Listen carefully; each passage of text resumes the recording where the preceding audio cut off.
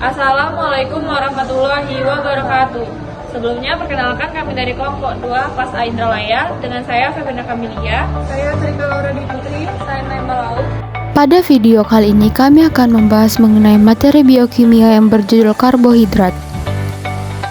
Tujuan pembelajaran pada materi kali ini yaitu di mana mahasiswa mampu mengkaji implikasi pengembangan atau implementasi ilmu pengetahuan dan teknologi yang memperhatikan dan menerapkan nilai humaniora sesuai dengan keahliannya berdasarkan kaidah, tata cara dan etika ilmiah dalam rangka menghasilkan solusi, gagasan, desain atau kritik seni.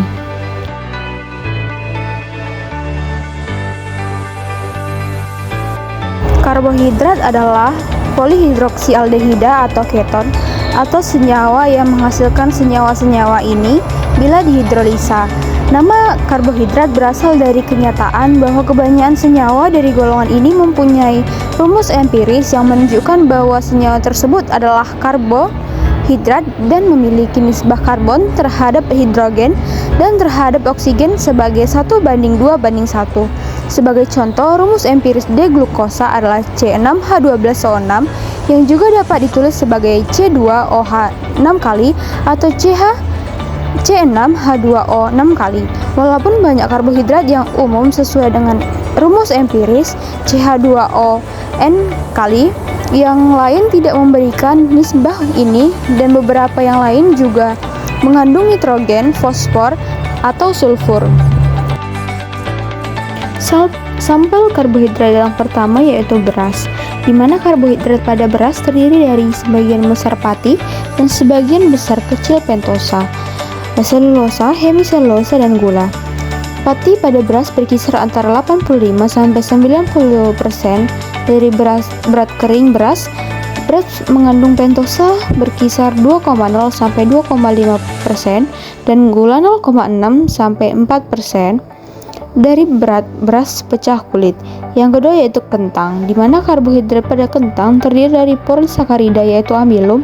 Karbohidrat dalam kentang terdiri dari gula sederhana seperti sukrosa, glukosa, dan fruktosa. Kentang mengandung karbohidrat kompleks terutama dalam bentuk amilosa dan amilopektin.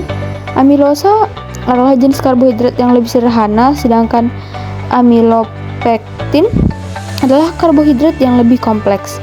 Kentang juga mengandung serat makanan yang juga termasuk dalam kategori karbohidrat kompleks. Yang ketiga yaitu ubi jalar, di mana pati ubi jalar terdiri dari 60-70% amilopektin dan sisanya amilosa.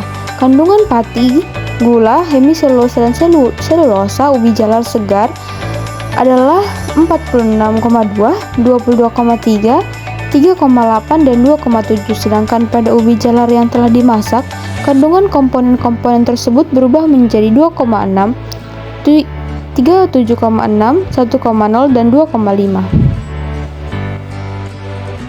Karbohidrat merupakan senyawa polihidroksialdehida atau keton yang menghasilkan senyawa-senyawa tersebut saat hidrolisis. Umumnya memiliki rumus empiris CH2O.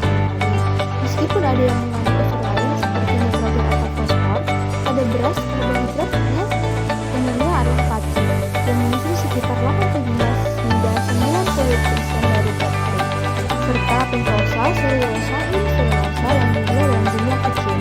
Kentang mengandung pati khususnya amilosa dan amilopektin, serta gula sederhana seperti sukrosa, glukosa, dan fruktosa, juga serat makanan. Sementara itu, pati pada ubi jalar didominasi oleh amilopektin sekitar 60-70% dan amilosa dengan perubahan komposisi setelah dimasak, terutama dalam kandungan gula yang meningkat. Ketiga bahan pangan ini adalah sumber karbohidrat penting yang menyediakan energi dalam bentuk pati dan gula. Kesimpulan, karbohidrat adalah polihidroksialdehida atau keton atau senyawa yang menghasilkan senyawa-senyawa bila dihidrolisa. Karbohidrat merupakan sumber energi utama bagi tubuh. Bahan pangan sehari-hari yang mengandung karbohidrat dapat ditemui dalam kehidupan sehari-hari. Bahan pangan ini dapat diolah menjadi produk makanan yang siap untuk dikonsumsi. Contoh produk makanan yang sering dijumpai di sekitar yaitu seperti nasi putih yang berasal dari beras, kentang goreng, dan ubi jalar rebus.